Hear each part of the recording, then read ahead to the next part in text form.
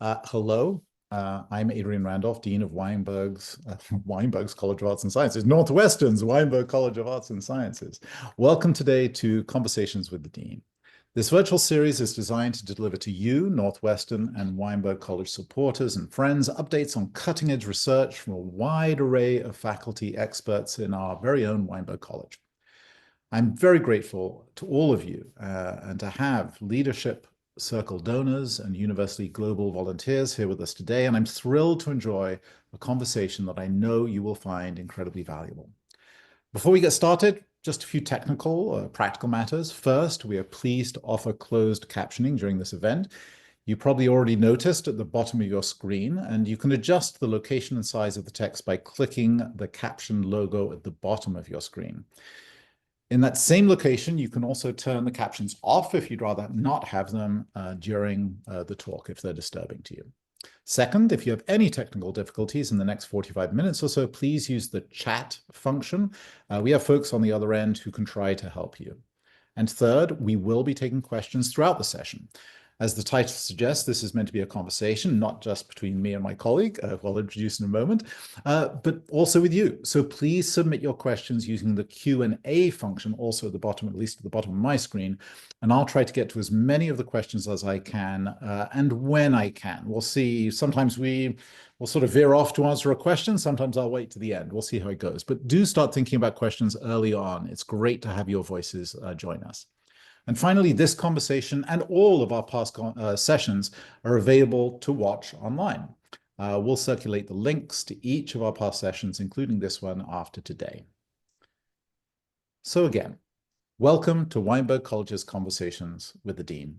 Today, we are incredibly lucky to be joined by Professor Kate Masur. Kate Masur is the John D. MacArthur Chair at Northwestern and regularly teaches course on the Civil War and Reconstruction and U.S. women's history. Her latest book, Freedom Was in Sight, draws on the words, and I'm just going to hold it up here so you have a sense of how it looks, draws on the words and experiences of people who lived during Reconstruction, powerfully narrating how the effects of emancipation and Civil War rippled for decades after the end of the Civil War in 1865. She also is the author of Until Justice Be Done, America's first civil rights movement from revolution to Reconstruction, a finalist for the Pulitzer Prize in History, and a New York Times Critics' Pick for 2021. She sometimes writes about legal history and has contributed to amicus briefs in several court cases, including historian's brief in the SFFA case that she and her co-author later turned into a journal article. She enjoys collaborating with museums and other nonprofits and has worked especially deeply, I think, with the National Park Service, but also the National Constitution Center, the Newberry Library, and the Smithsonian Museum of African American History and Culture. And she also frequently works with K through 12 teachers and speaks with the media on topics including the Civil War and Reconstruction, Abraham Lincoln, monuments, and public memory. And just before we go on, you showed me a book, Kate, before we began, a new book that's just out on presidential inaugural addresses, collecting all of them, and you wrote on President Biden's inaugural address. We may get to that. We weren't planning on discussing that, but if you can hold it up, maybe people can just see. Yeah. My fellow Americans. My fellow Americans, presidents and their inaugural addresses, and it's published by Oxford University Press, and as Dean Randolph said, it compiles all of the presidential inaugural addresses from George Washington onward, ending with Joe Biden, and then has short essays by historians on each one. So this was just out, and I was just talking about it on a podcast through the National Constitution Center. Yeah, it's always nice to see fresh off the press work from colleagues. So, Kate, we're going to be discussing today mainly, but not only, this book, which is a very particular type of book. And so perhaps you could tell how freedom was in sight. How did you decide to write this book? And maybe tell us a little bit about, I don't know, the genre, I suppose, and the story of your involvement in developing a project like this. Sure. Yeah. Thank you. And thanks for having me. It's really great to get to be in conversation and to have all of the people participating from near and far. So this new book, Freedom Was in Sight, is a graphic history. Some people might say it's a graphic novel. We choose to call it a graphic history because it's nonfiction. It's not a novel, but it is in the genre of graphic novel or graphic history in the sense that mostly what's between the two covers is an illustrated sort of cartoon kind of history of the Reconstruction period in the Washington, D.C. region. And this book originated, it was not my idea to do a graphic history, but I was really excited to do it. It originated with a person I had come to know in the National Park Service. I had done a lot of work starting in around 2013 with the National Park Service at a variety of different levels, but mainly kind of at the Washington, D.C. level, and then in coastal South Carolina on kind of encouraging and pushing and advocating for the National Park Service to recognize the period of Reconstruction and to do more to tell the history of that period. And by Reconstruction, we generally mean the period after the Civil War. There's some discussion of when that period ends. But anyway, so we could talk about that. So so I had come to know a guy named Dean Herron, who was a historian within the Park Service. And later, after a lot of the bulk of the work that we did to help establish a Reconstruction National Site in Beaufort, South Carolina, which did end up happening starting in 2017, Dean circled back to me and said, would you be interested in being the historian on a graphic history of Reconstruction in the DC region? He had gotten a grant from within the Park Service to do that. And I jumped at the chance. I thought it would be a really cool experience to work with an illustrator to create a book that of a kind I had never done before. It was good timing for me because I was just finishing up Until Justice Be Done, my last book that came out in 2021. And we were so fortunate then to get the illustrator, Liz Clark, who's this very experienced illustrator who's done a lot of graphic history type of work. She agreed to be the illustrator on this book. And so we worked very closely together, obviously, to create this book. And I'm really excited about it. Maybe to ground us, and I assume everyone who is joining us probably has some notion of what Reconstruction is. But one thing which this book has, it is, and we'll get into the details maybe of how you construct the narratives that compose the chapters of it, but it also contains an essay you wrote towards the end of the book as a quasi-appendix about Reconstruction. And in some ways, I mean, I read that through and I was, it helped me understand a little bit, not just what is Reconstruction, the dates, the parameters, what happened, but also the various ways in which Reconstruction has been reconstructed in a funny way by historians. Yeah. Through this. We didn't plan on discussing this, but I think for the group, it might be interesting because many of them studied, I think, this area. And I just see a question here from one of our participants. I studied with Arthur S. Link at Northwestern in the 1950s. He was interested in Reconstruction after the Civil War. Are you familiar with any of his work? So I thought I'd link, sorry about the pun, the question to that and say, is there anything you could say briefly, I guess, or just sketchily about what is Reconstruction and where it is today versus when I studied it maybe, or when some of our participants studied it, or, even earlier in the 20th century, et cetera. Yeah, I mean, this is a great question, a big question. So I'll try to answer it, pretty concisely if possible. Reconstruction is, first of all, okay, it's the period after the Civil War, but it is, first of all, been the subject of huge amounts of controversy in how it's interpreted, and also is very hard to teach. So I come at this from the perspective of course, as a scholar and a professor of history who teaches here at Northwestern, but also as someone who once was a student in classrooms. Some of us, depending on your age and where you went to school and things like that, some people have learned that Reconstruction was sort of the worst, most shameful period in American history. This is a sort of narrative that took shape right after the Civil War, was propagated mainly by white Southerners, but eventually adopted into mainstream academia, including at prestigious Northern universities like Columbia. The idea that after the Civil War, in pushing Southern society to reform and especially by enfranchising African-American men, the federal government made a drastic error, too much too soon, the argument was it was unconstitutional, and the course correction only happened when Southern state governments under white control kind of took back power and got to do what they wanted. And it may sound perverse to say it now, but the idea was the right order for the United States at that time was Southern states having control of their own governments and not, and that means white Southerners, and not having the federal government pushing them or interfering with what they were doing in any way. And that's what established what we now know as the Jim Crow order, which there was a sort of major attempt to overturn that order starting in the 1950s and 60s.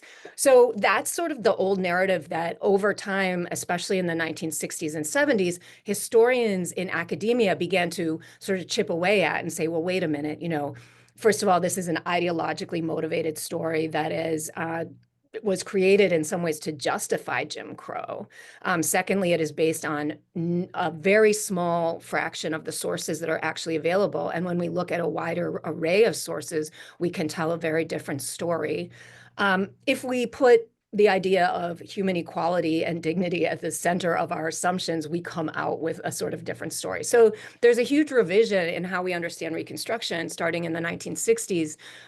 But one thing I've learned over time is that a lot of those new interpretations never made their way into public history, into museums, into Civil War battlefields, and things like that.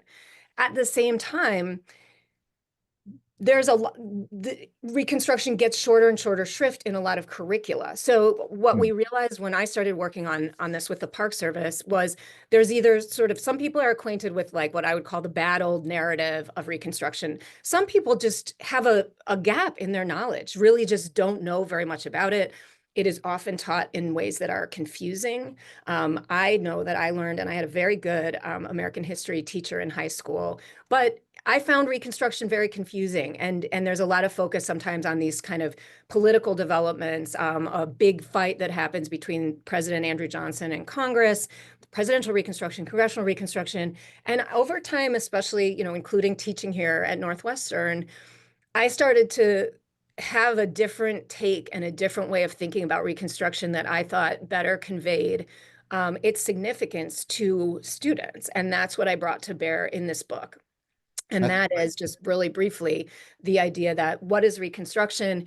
It is the period in which the United States first comes to grips with the abolition of slavery and everything that flows out from abolishing slavery during and immediately after the Civil War is the history of Reconstruction. And seeing it that way, I think, allows us to see it in a more meaningful way than if we focus on some of the things that traditionally got the focus in the past.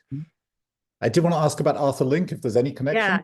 Yeah, I confess that I think I've read Arthur Link a long, long time ago, but not at all recently. So I can't. But now that I didn't even know that he used to be in this department, but now that I do, I need to check him out.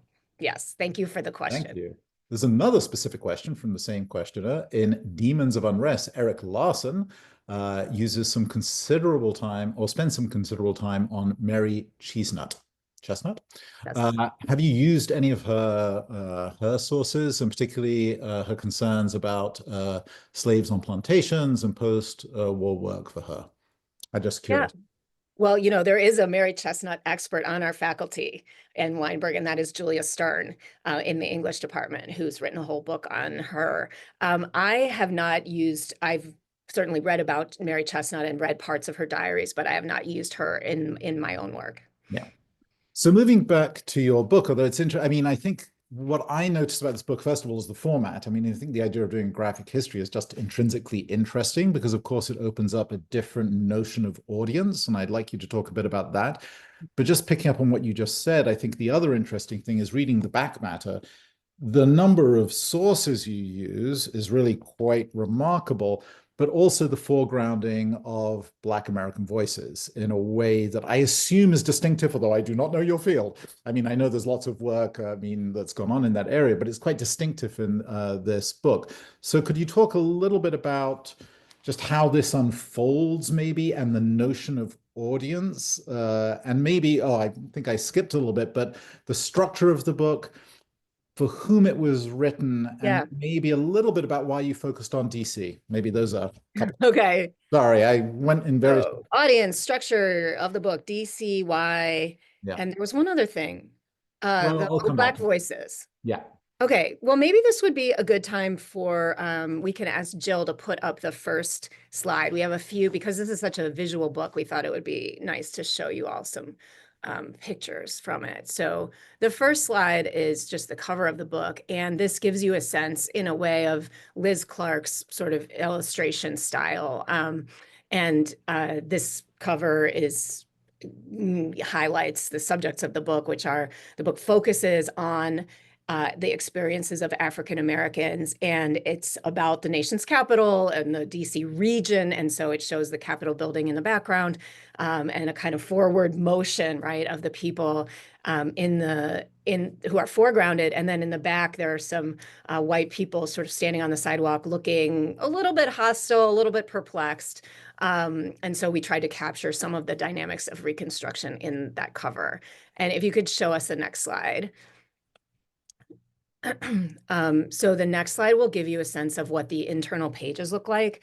On the left is just one page of the book. And I know that probably people won't be able to read the text. It's very small for you. But every page has between, I would say, 4 and 6, usually frames on it, with words usually, and images, illustrations. And the picture that you see on the right is a larger version of the lower left one. I'll talk about it in a second. So generally, the audience for this book, within the Park Service, so this was some aspects of the book had sort of come together in Dean Herron's proposal, so they were already sort of set. And the idea here was it was for readers 16 years old and up. So the idea was older teenagers through adults. And the premise behind, Dean's idea and behind the grant was that a lot of people, not just young people, would like to get their history through a graphic history. And that, yes, it is intended to appeal to teenagers and young adults, but there are a lot of people who wouldn't necessarily want to pick up a dense text and read it about Reconstruction, something complicated and deep in the past, and that maybe this could appeal to a lot of people beyond just teenagers. So it is not designed for like 8-year-olds. And certainly some of the content is pretty mature. There is a lynching in it. There is intimations of sexual violence in it. So it's not really intended for little kids. The structure of the book. So it has a very short introduction at the beginning, then about 80 or more pages of graphic history, then a longer essay that I wrote, as Adrian mentioned, about Reconstruction that kind of places the more regional events that are discussed in the book in a broader national context. There's a timeline. There are 8 primary sources, which are, I love them. So 8 sources that are examples of the sources that I used in the book. And there's a kind of bibliographic, there's a timeline. There's also a bibliographic essay that is where I show my work and show the research that I did to put this book together. And as Adrian mentioned, it is extensive. I drew on a large body of research on Reconstruction in general, on the DC region, including local studies. And it was really a lot of fun to get deep into that history. We decided to, and this also sort of came with the grant, the idea that this work of history would highlight the history of African Americans. And when you come at the history of Reconstruction the way that I do, and I think that it's a very good way to do it, or I wouldn't be doing it, as the history of the abolition of slavery in the United States and what ensued after it. It makes sense to put African Americans at the center of the story. They were in the DC region, enslaved until the Civil War, although there was a pretty large population of free African Americans as well.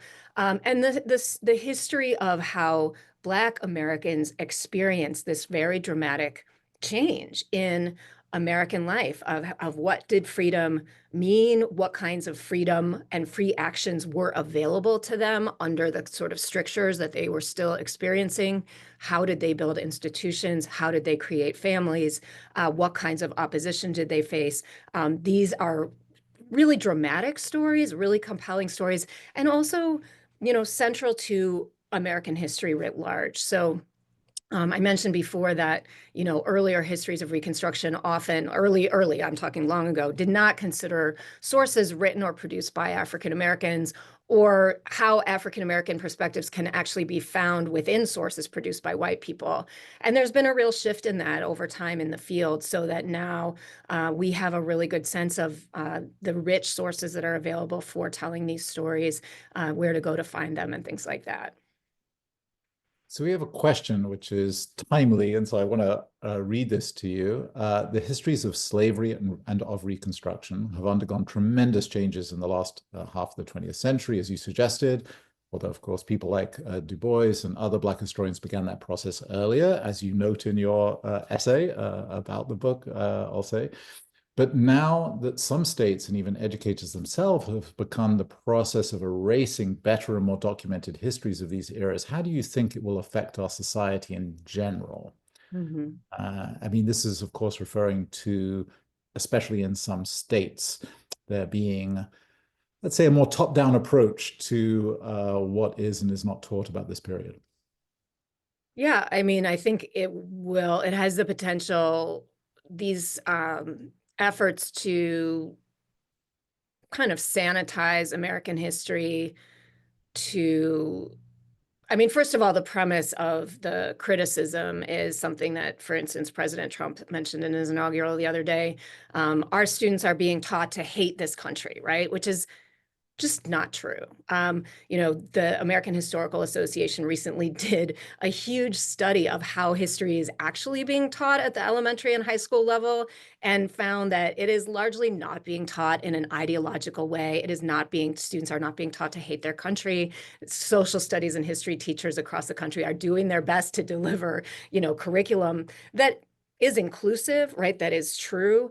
And so anyway, so there's a movement to try to sort of sanitize this history, to tell a patriotic history, which I would argue is not really history at all.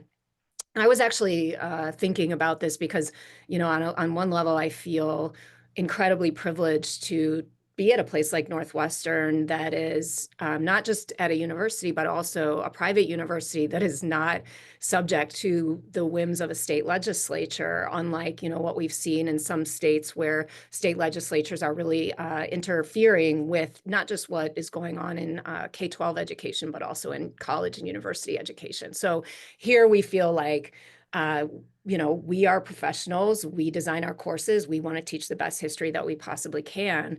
But it occurred to me too that our very diverse students will be coming from all different kinds of education systems all over the country and abroad, where they may have been only exposed to these really oversimplified narratives of American history, right? So it will affect us in the sense that it will shape the undergraduate students who are coming in here, and we will need to be aware of the divergent. We already are aware, of course, of like the very distinctive, different high school experiences that a lot of our students have had from one another, just by definition. But this adds another layer to that because of the ways that there's history education is being challenged and sort of whitewashed, if you will, in some places.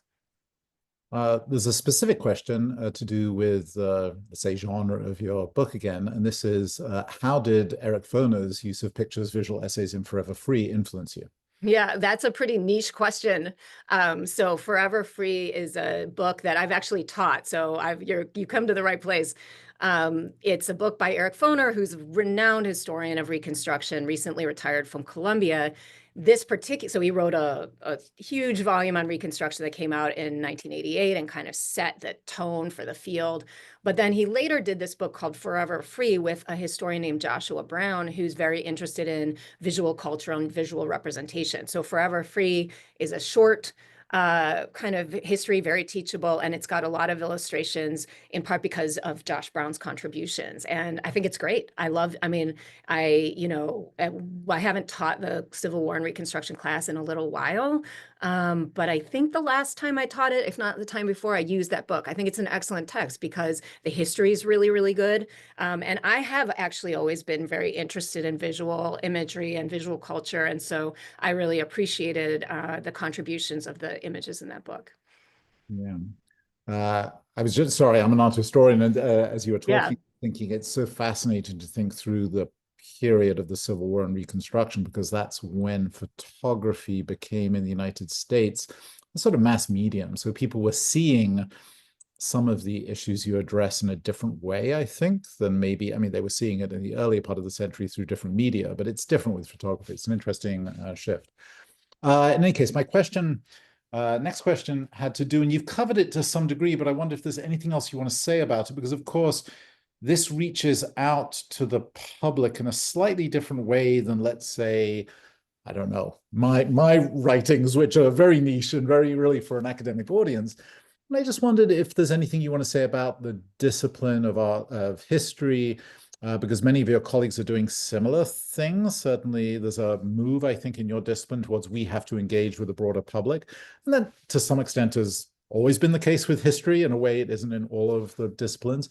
I don't know if there's anything you wanted to say about accessibility, and even the fact that this is reaching out specifically to 16 plus, in a way, you could say addresses that question about what happens when high schools, for example, are teaching very different things, because this, in a sense, you could say, well, here's another way to reach an audience which, might be lost to certain information if they're in a particular state. I don't know.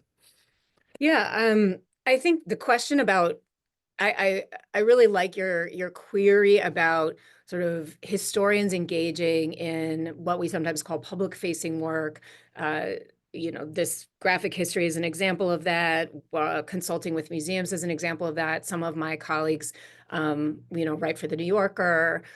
Sometimes we write op-eds. Sometimes we try to publish our books with trade presses, right? Like Simon and Schuster or Penguin or whatever, as opposed to publishing with a university press. So I want to say two things because I actually, I have kind of strong feelings about this. First of all, history is, as we practice it here at Northwestern and at other universities, it is an academic discipline. So we have specialized skills and specialized knowledge. We think, and I agree with this, that the things that we teach as people get for a PhD and become trained to be a historian at this level are special, or give people skills that enable them to investigate the past and say new things about the past that are not necessarily the same as a journalist who spends a lot of their career reporting on stories and is a really good writer and then says, now I'm going to write a history book, right? So we think that we're doing something special and important. We generally, we have journals in our field. We sometimes or very often write for one another, right? Because we are advancing knowledge and understanding about human history in all of its complexity. And it's really important to me to say that because some fields lend themselves more to public facing work than others. I don't want to single out any field, but I have colleagues who work on, the medieval period, on what, I mean, you name the place and time, we are doing all of it. And sometimes what we do is kind of in the news and we can contribute. And that is more often the case for people like me and other people who do United States history. But the fact that there's a field out there and that we are in conversation, apart from market forces and apart from political forces, in trying to have a better understanding about the past is really, really important.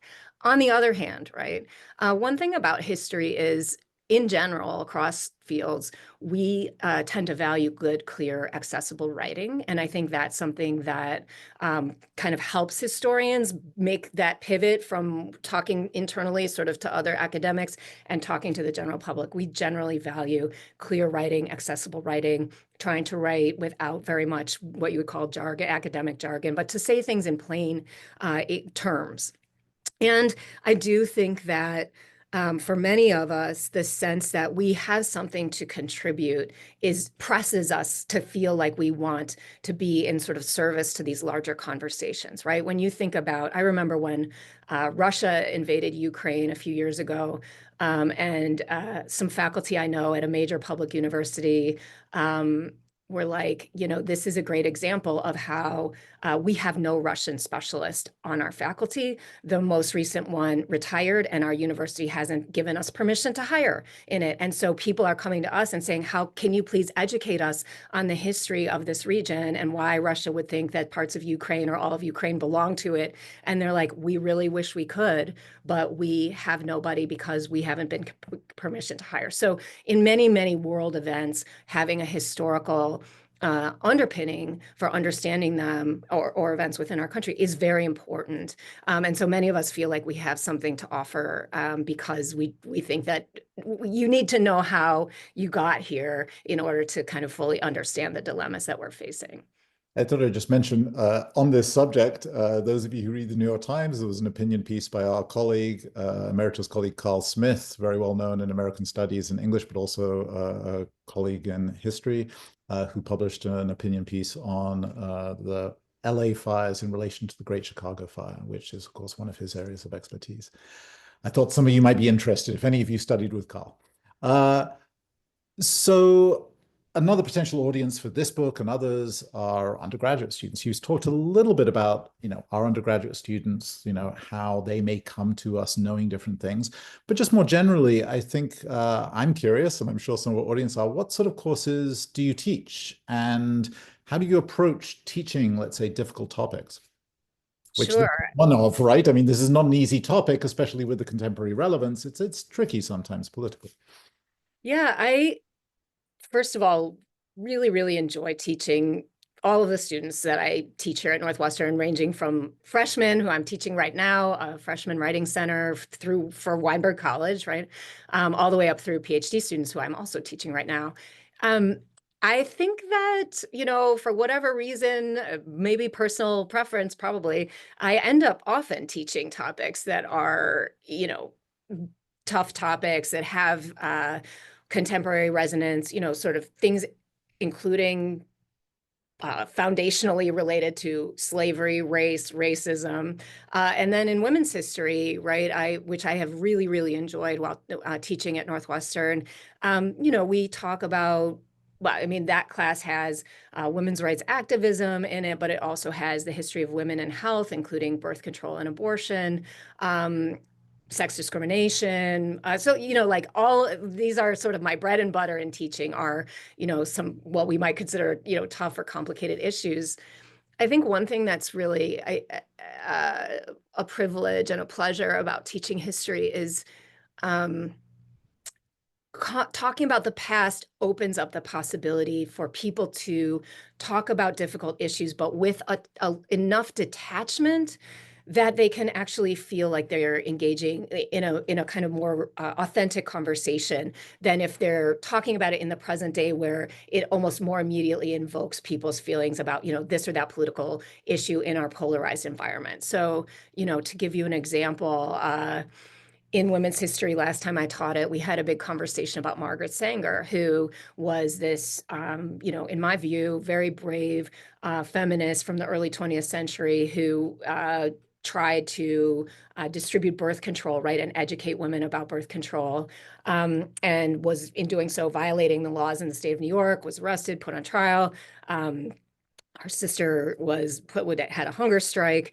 But Margaret Sanger is also known to have associated with the eugenics movement, and her association with eugenics is kind of complicated. The extent to which she subscribed to the most racist aspects of the eugenics movement versus a sort of version of eugenics, which was inherent in some thinking about birth control at the time, which was you shouldn't have to have babies if you're not able to take care of them, as opposed to only the fittest people should be able to have babies. So there's kind of debate and controversy about her relationship to all of that.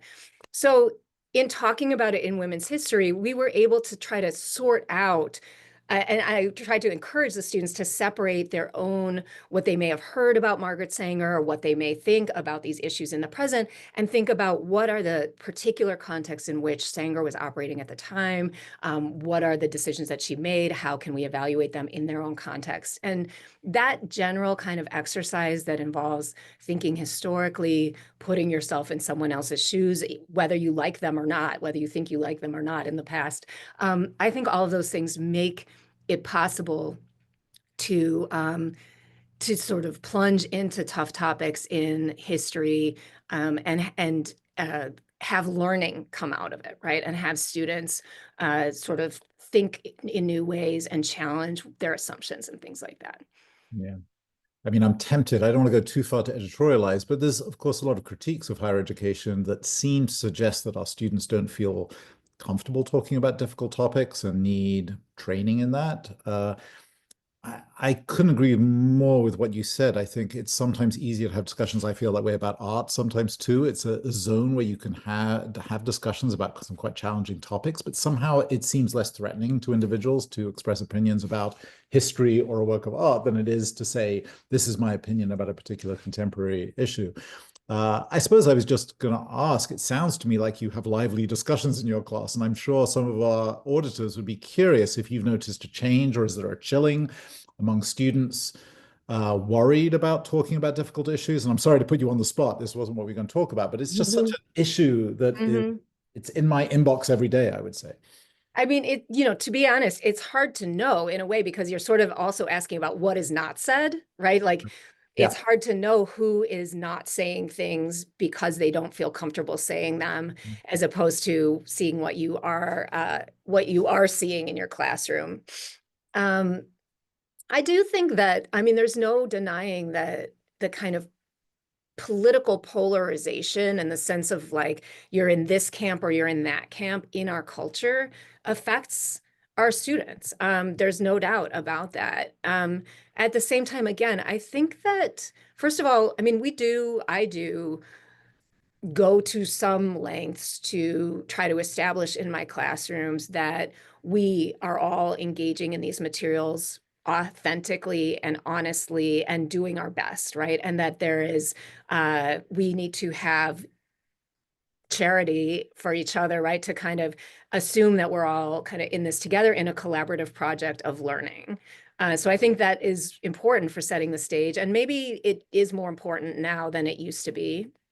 I don't think there's anything wrong with making those values explicit in the classroom.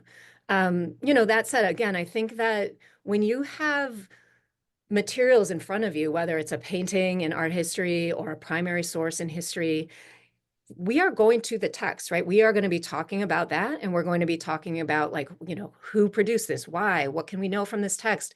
These things are, a little bit a step removed from what you might think about some issues that's in the headlines. And I think, that's valuable. Again, we're teaching content, but we're also teaching skills. So we're teaching people to read carefully, to analyze what they're reading, to write clearly.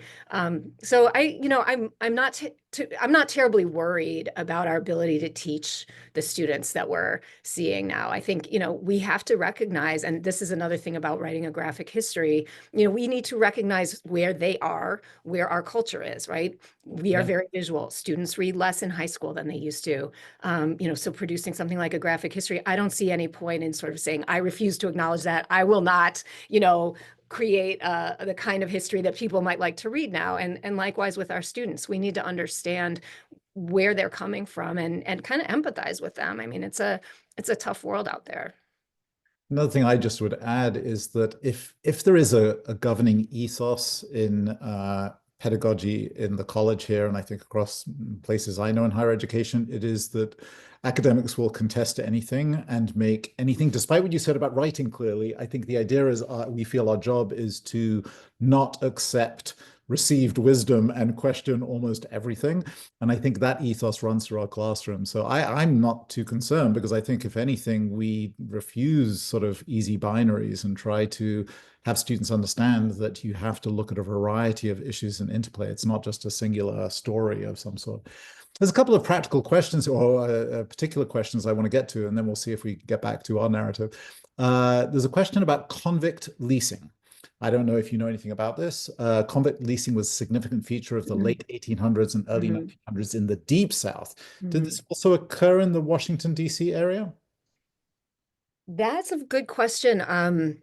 So DC is the District of Columbia, of course, is under congressional kind of control, and it's, yeah, that the um, I'm trying to think. I didn't Well, mention, I can jump in a little bit because one of the things your book's yeah, clear is that one of the reasons you chose it is that it's both DC, but it's also Maryland, Virginia. Virginia, which would strike me as being the place where, if this went on, it might be the more likely of your candidates. And so Yeah. it's very complex to sum it up because the different states had different laws. Right, exactly. Yeah, so I'm going to have to punt on that. I mean, I actually contemplated whether to try to put convict leasing into the book. And if I had decided to do that, I would have explored the situation with convict leasing in Virginia. And you're right that of the places, so it's Virginia, Maryland, DC, and parts of West Virginia, of the Virginia's the best candidate. There were actually, this is not in the book, but there were in the DC, associated with the DC jail, some chain gangs that worked on the city streets in Washington, I think in the 1870s. But in any event, and we didn't really get to this sort of like how the book was made and things like that, but part of doing history is always leaving things out, right? I've come to realize this more and more, but like, it's kind of like the decisions are what to put in, but also what gets left out. And there were a lot of things that got into the book. And I mentioned that, lynching is addressed in the book. That was complicated and a lot to take on. Police violence is dealt with in the book. And between one thing and another, I did not end up feeling like I had space to deal with convict leasing. So And just for for the another book, for another day. Well, I'll get to that now, but I was just going to ask, just for the rest of the group, can you give just a quick sentence what convict leasing is? Because Sure. So everyone yeah, knows. I mean, in the southern states in particular, after the Civil War and into the late 19th and early 20th century, first of all, the people who were arrested and incarcerated in the South were disproportionately African American, way out of proportion to their proportion in the population. And this is part because they were criminalized, right? So like minor infractions by African Americans could result in really long prison sentences in a way that they could not for white people, or whites wouldn't even be arrested for such minor things. And so you have that, and then you have a trajectory of first state prisons would lease incarcerated people to private business spend, essentially. So if I had a plantation in Mississippi, I might lease some prisoners, paying the prison to then have these people work essentially for free on my plantation or in a mine or what have you. Then eventually it goes more less toward private leasing prisoners to private entities and more toward leasing prisoners out on public work. So a lot of roads in the South, a lot of prisons themselves, public buildings were built by incarcerated laborers who were not paid for their labor. Thank you. There are several questions. I'm afraid I can't get to them all. I wanted to get to one last question because we're coming to the end of our conversation. Are there any upcoming projects or area of research that you're particularly excited about? Is there something you're working on, just looking into the future for our next conversation? Yeah, I mean, so I'm midway through, one thing that I have really enjoyed, especially since getting tenure, is a lot of collaborative work. And, that encompasses the stuff I've done with the Park Service, and some conferences I've organized and things like that, and edited volume. And one of my main collaborators is a historian named Greg Downs, who is a professor at UC Davis. And Greg and I are co-authoring a book on Reconstruction. It's part of a Yale University Press series called Why X Matters. So it's like why such and such matters. Um, and uh, and ours is Why Reconstruction Matters. And we're kind of midway through writing that book. And these are short, pithy books, kind of like what we've been talking about today, just introducing the topic to a general readership in a short essayistic way. So we're having fun with that. So that's what I'm working on these days, besides teaching my students and going to meetings. Well, it sounds like that's something we could all benefit from. Coming to the end, I want to say thank you very, very much, Kate Masur, Professor of History. It's been an amazing conversation. I feel we covered a lot. Good. Appreciate it. I hope you all have a chance to check out this book. We're not selling books or anything, but it is a really interesting way both to engage with history, which I think is very creative, and it was certainly new for me. I haven't read things like this before, but also I found the essays you wrote really a great way to sum up a period I happen to know very little about. So it was really helpful for me to engage with it. And to all of you out there, thank you so much for joining us. We really appreciate your presence, your questions. I'm sorry I couldn't get to all the questions, but I really hope to see you next time at Conversations with the Dean. Bye-bye.